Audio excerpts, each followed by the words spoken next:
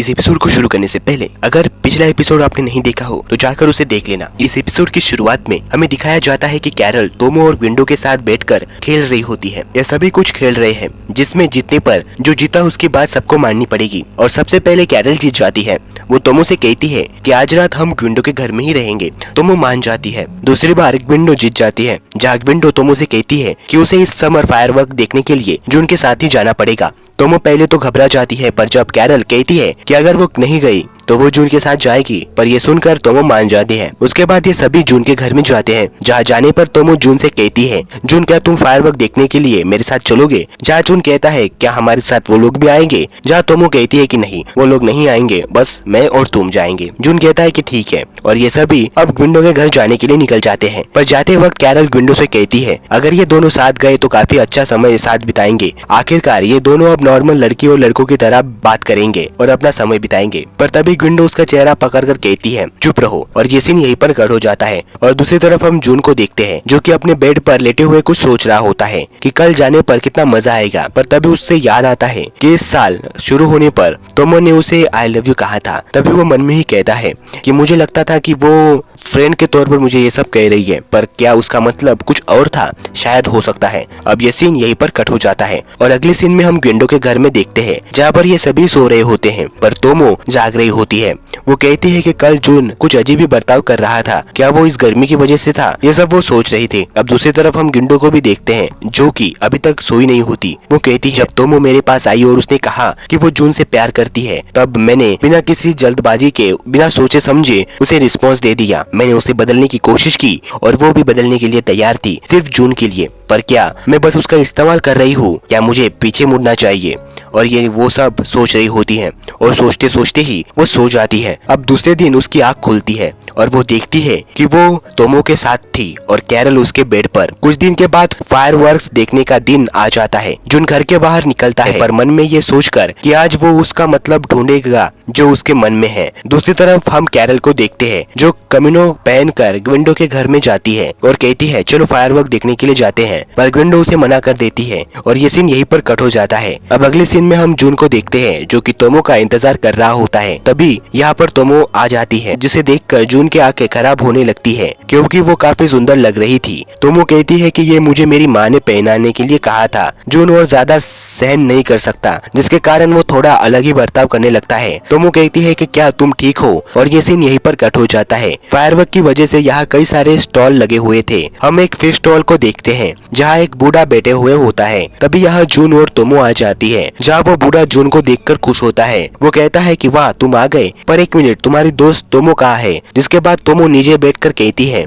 तुम्हें क्या लगता है मैं कौन हूँ? और तब वो ध्यान से देखता है तो वो उसे पहचान लेता है। जिसके बाद उसकी वो फोटो निकालता है और उसके सभी दोस्तों को भेज देता है जो कि फायरवर्क में स्टॉल लगाकर बैठे हुए थे। ये सभी तोमो को और जून को पहचानते थे और ये सभी तोमो से डरते भी थे। उसके बाद वहाँ पर से एक बंदा अपने स्टॉल से उसका फोटो देखता है, पर तभी यहाँ पर तोमो आ जाती है और जिसके बाद वो सभी को निशाना लगाकर उसके पास के सभी चीजें जीत जाती है और यहाँ से जाने निकलती है। तभी उसे बुड्ढे का मैसेज आता है जहाँ पर लिखा था कि वो यहाँ पर खेलने के लिए आई है। अब ये देखकर वो कहता है कि बड़ी जल्दी बता दिया तुमने, और इसी वजह से ये सभी तोमो से डरते हैं। दूसरी तरफ हम देखते हैं कि मिसाकी, विंडो और कैरल यहाँ आए होते हैं। मिसाकी कैरल का हाथ पकड़े हुए था जिसके कारण से विंडो उससे कहती है कि तुम्हें उसका हाथ पकड़ने की कोई जरूरत नहीं है, पर वो कहता है नहीं मुझे पकड़ना ही होगा क्योंकि कैरल इधर उधर जा रही होती है। उसके बाद कैरल मिसाकी को और विंडो को लेकर कुछ मास्क खरीदने के लिए लेकर जाती है। दूसरी तरफ जून अपने जीते हुए प्राइज छोटे बच्चों में बांट रहा होता है। तोमो भी वहीं पर होती है। तभी उसका ध्यान एक गुलाब पर जाता है जो कि एक कैंडी थी। वो पीछे हाथ करके कहती है देखो ये गुलाब की कैंडी कितनी अच्छी है। पर जब वो पीछे मुड़कर देखती है तो वहाँ पर जून नहीं बल्कि कोई दूसरे ही लोग थे। उनमें से एक बंदा कहता है ये जून कौन है? तुम्हारा बॉयफ्रेंड? तोमो कहती है नहीं बॉयफ्रेंड नहीं। ये सुनकर वो बंदा कहता है तो तुम फ्री हो? और ऐसा कहकर वो उसकी तरफ बढ़ना शुरू करता है। पर तभी यहाँ पर जून आ जाता है और उसे अपने साथ लेकर चला जाता है। तोमो उसे थैंक्स कहती है, पर जून कहता है ओ सॉरी, मुझे पता था कि तुम खुद ही वो हैंडल कर सकती हो, पर मैं तुम्हारे बीच आया, सॉरी इसके लिए। ये सुनकर तोमो उसे थैंक्स करने की बजाय उसे एक पंच मारती है है और कहती है मैं ये हैंडल नहीं कर सकती थी। हाँ मैं जानती हूँ कि मैं फाइट में अच्छी हूँ, पर इसका मतलब ये नहीं कि मैं सब कुछ मैनेज कर सकती हूँ। यह सुनकर जून उसे सॉरी कहता है और इसके बदले में तोमो उसे थैंक्स कहती है और कहती है कि थैंक्स कि तुम मेरे लिए वहाँ पर आए। अब ये सुनकर जून अपने ख्वाबों में खो जाता है और तोमो के पास बढ़ने लगता है। वो उसका हाथ पकड़ लेता है, पर तभी होश में आकर वो कहता है मैं जानता हूँ कि यहाँ पर सबसे अच्छा फायरवर्क कहाँ से दिखाई देता है, और वो उस तरफ बढ़ने लगता है। पर तोमो कहती है आखिर वो क्या था, और वो जून के पीछे जाने लगती है। पर तोमो सोच रही होती है कि आज जून कुछ अलग ही बर्ताव कर रहा है, कहीं वो मुझे नोटिस तो नहीं कर रहा कि मैं एक लड़की हूँ। और ये सीन यहीं पर कट हो जाता है। उसके बाद हम कैरल को देखते हैं जो कि मिसाकी और गुंडो के साथ थी। कैरल और मिसाकी साथ में होते हैं, जहाँ गुंडो कहती है क्या मैं इन दोनों के बीच में सिर्फ एक तीसरी हड्डी हूँ, और तभी वो ऊपर देखती है जहाँ पर उसे जून और तोमो नजर आते हैं। पर कैरल उसे आगे चलने के लिए कहती है। दूसरी तरफ तोमो मन में ही कहती है कि अगर मैं उसे अभी बता दूं कि मेरे मन में क्या है तो क्या ये सही होगा या मुझे फायरवर्क के बाद बताना चाहिए। जिस पर वो कहती है कि नहीं मुझे अभी बताना होगा, और तभी वो उसे जून कहकर बुलाती है। जून उसकी तरफ देखता है तो वो मन में ही कहती है मुझे लगता है कि इस बार जून समझेगा कि मुझे क्या कहना है, पर क्या मुझे ये कहना चाहिए या नहीं। मैं और जून अभी अच्छे दोस्त हैं, पर क्या ये सही टाइम है। और वो डिसाइड करती है कि ये सही टाइम नहीं है, और तभी फायरवर्क शुरू हो जाते हैं और ये दोनों उसे एंजॉय करते हैं। कुछ समय बाद हम देखते हैं कि ये दोनों घर जा रहे होते हैं। जून मन में ही सोचता है कि मैं अभी भी ये ढूंढ नहीं पाया कि मेरे और उसके बीच में क्या है, ये क्या है जो मुझे अलग सा लगता है, पर मुझे नहीं लगता कि मैं ये कभी ढूंढ भी पाऊंगा। तभी उसके सामने तोमो आती है और कहती है कि चलो ये फिर से करते हैं, और यहीं पर ये सीन कट हो जाता है। अगले सीन में हमें स्कूल की छत दिखाई जाती है जहाँ ये तीनों बैठे हुए होते हैं। विंडो तोमो से कहती है आज से नया टर्म शुरू होने वाला है, पर तुम मुझे खुश नजर नहीं आ रही, कहीं इसके पीछे जून तो नहीं। जहाँ वो कहती है कि हाँ वही है, आजकल वो कुछ ज्यादा ही मेरी फिक्र करने लगा है। तभी हम देखते हैं कि स्कूल जाते वक्त जून तोमो के पास आता है और उसके कंधे पर हाथ रखने की बजाय एक उंगली रखकर कहता है चलो स्कूल चलते हैं। तोमो ये सब सोच रही होती है, पर वो उठकर यहाँ से चली जाती है। कैरल विंडो से कहती है लगता है जून और तोमो के बीच सब कुछ बदल रहा है जैसे कि तुमने प्लान किया था, पर तुम मुझे खुश नजर नहीं आ रही। विंडो उसे चुप रहने के लिए कहती है और सीन शिफ्ट होता है। अब विंडो क्लासरूम में होती है। वो सोचती है कि वो विदेशी कुतिया मुझसे ये क्या कह रही थी, क्या वो मेरे रास्ते में आएगी। उसके बाद वो तोमो की तरफ देखती है और कहती है तोमो आज भी ऐसे ही लग रही है, जून के साथ भी कोई भी बदलाव नहीं हुआ है, सिर्फ यहाँ एक बात बदल गई है कि दो बेस्ट फ्रेंड लवर की तरह बनने जा रहे हैं, और बदलने में कोई बुराई नहीं है। और वो गुस्से से अपना पेन बुक पर दबाने लगती है, और यहीं पर ये सीन कट हो जाता है। दूसरी तरफ हम उन बंदों को देखते हैं जो बातें कर रहे होते हैं। उनमें से एक बंदा कहता है भाई हमारे साथ आजकल काफी बुरा हो रहा है, जिस पर दूसरा बंदा कहता है हाँ सच में, और ये सब उस बिस्ट लड़की की वजह से है, मैं उसे सब कुछ वापस दूंगा एक दिन। और अचानक से वो रुककर अपनी उंगली एक दिशा में करता है जहाँ हमें एक विंडो नजर आती है। वो बंदा कहता है ये लड़की उस लड़की के साथ ही रहती है, और ये सभी विंडो के पास जाते हैं और उसे रोकते हैं। पर विंडो कहती है मेरे आंखों में तुम सबकी तस्वीरें छप चुकी है। वो उन्हें डराने की कोशिश कर रही होती है, पर तभी यहाँ कैरल आती है जिसे देखकर वो बंदा कहता है ये भी उसी लड़की की दोस्त है। पर विंडो कहती है कि नहीं वो बस हमारी क्लासमेट है, हमारी दोस्त नहीं। अब ये सुनने के बाद वो विंडो को लेकर यहाँ से जाने निकलता है, पर विंडो उसे रोकते हुए कहती है और उसे अपने शॉक गन से एक शॉक दे देती है। विंडो उसे लेकर यहाँ से भागने लगती है, पर कैरल नीचे गिर जाती है, और यहीं पर सीन कट हो जाता है। अब अगले सीन में वो बंदे इन दोनों को ढूंढने लगते हैं, जहां उन्हें उनके पैरों के निशान नजर आते हैं, और वो उन्हें देख लेते हैं और उनका पीछा करना शुरू कर देते हैं। उसके बाद कैरल और विंडो एक फैक्ट्री में जाकर छुप जाते हैं।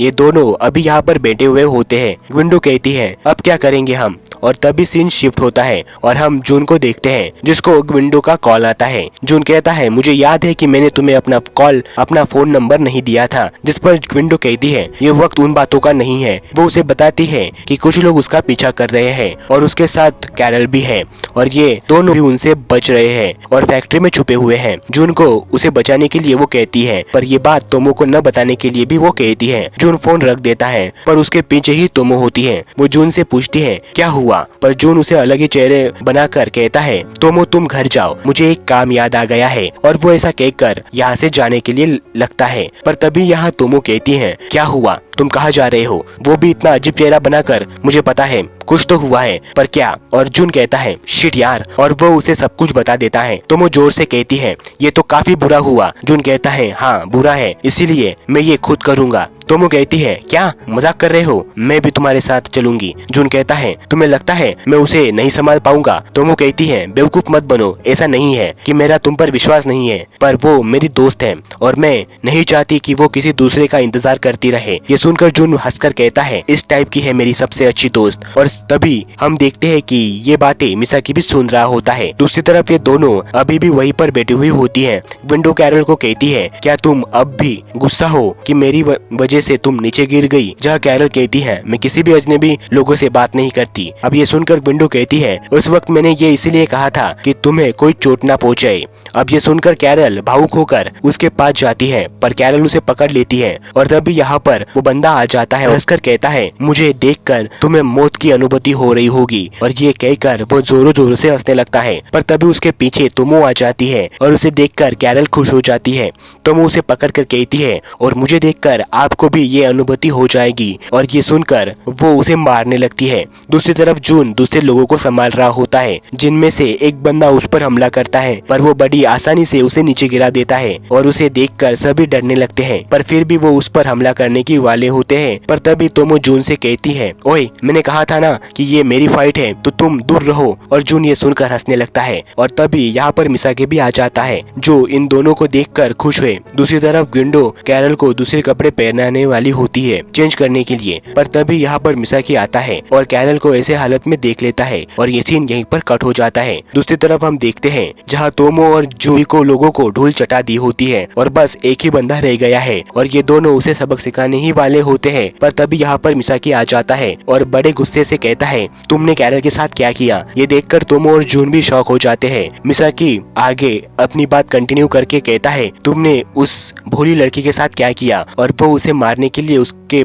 और बढ़ता है। पर तभी यहाँ पर कैरल और विंडो आ जाती है जहाँ वो उसे बताती है कि वो बस कपड़े चेंज कर रही थी। और दूसरी तरफ मिसाकी को ये दोनों पकड़े हुए होते हैं। अब अगले सीन में मिसाकी और कैरल यहाँ से निकल जाते हैं। विंडो भी तोमो से कहती है कि तोमो तुम्हें भी घर जाना चाहिए। तोमो कहती है तुम क्या करोगी, जहाँ वो कहती है मुझे इनसे कुछ बात करनी है। तोमो जून से कहती है चलो। जून कहता है सच में। तोमो कहती है हाँ, अगर उसने कहा कि वो सब कुछ संभाल लेगी तो वो संभाल लेगी। और इसके बाद ये दोनों यहाँ से निकल जाते हैं। उनमें से एक बंदा विंडो से कहता है तुम हमको क्या बताना चाहती हो, हम तुमसे खेलना चाहते थे। तभी विंडो उनसे कहती है तुम्हें क्या लगता है तुम स्ट्रांग हो, पर तुमसे ज्यादा स्ट्रांग तोमो और जून है और वो तुम लोगों को आराम से हरा सकते हैं। अब ये सुनकर ये सभी चिढ़ जाते हैं। विंडो आगे कहती है और तुम्हें आइजाबा क्लब के बारे में पता है, जहाँ वो कहता है हाँ सुना है, वो दोजो क्लब है जिनके मास्टर वो बड़ा मॉन्स्टर है। ये सुनकर विंडो कहती है वो मॉन्स्टर जून के गुरु है और तोमो उनकी एक लौती बेटी है। अब ये सुनकर यहाँ के सभी की हालत खराब हो जाती है और ये सभी उसके सामने गिड़गिड़ाने लगते हैं और कहते हैं कि प्लीज उन्हें कुछ मत बताना।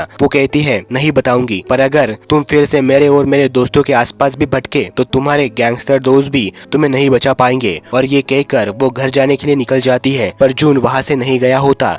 विंडो उसे नोटिस नहीं करती, पर जून उसे कहता है मैंने तुम जैसे लड़की कभी नहीं देखी, तुमने उन लोगों को डराया ताकि वो तुम्हारे पास न आए। तभी विंडो कहती है नहीं, मैंने उन्हें डराया ताकि वो मेरे दोस्तों के पास न आए। और ये दोनों यहाँ से निकल जाते हैं। विंडो जून से पूछती है तुम यहाँ पर क्यों रुके रहे। जून कहता है क्योंकि तुम एक लड़की हो और मैं तुम्हें एक अकेला कैसे छोड़ सकता हूँ। कहती है तो तोमो के बारे में तुम्हारा क्या ख्याल है। जून कहता है तोमो के बारे में लड़की और लड़का मैटर नहीं करता। अब ये सुनकर विंडो गुस्से से कहती है मुझे ये और नहीं सुनना तुमसे और उस कुतिया से। जून कहता है कौन, और यहीं पर ये सीन कट हो जाता है। दूसरे दिन तोमो स्कूल जाने के लिए निकल जाती है। जून उसे गुड मॉर्निंग कहता है और उसके पास आकर उसके कंधे पर हाथ रखकर कहता है चलो जाते हैं। पर ये देखकर तोमो खुश हो जाती है और यहाँ पर वो भागकर कहती है ये परफेक्ट है। पर जून को कुछ भी समझ में नहीं आता और इसी के साथ ये एपिसोड खत्म हो जाता है। फिर मिलेंगे एक नए एपिसोड के साथ, तब तक हो सके तो इस चैनल को सब्सक्राइब कर लेना। बाय।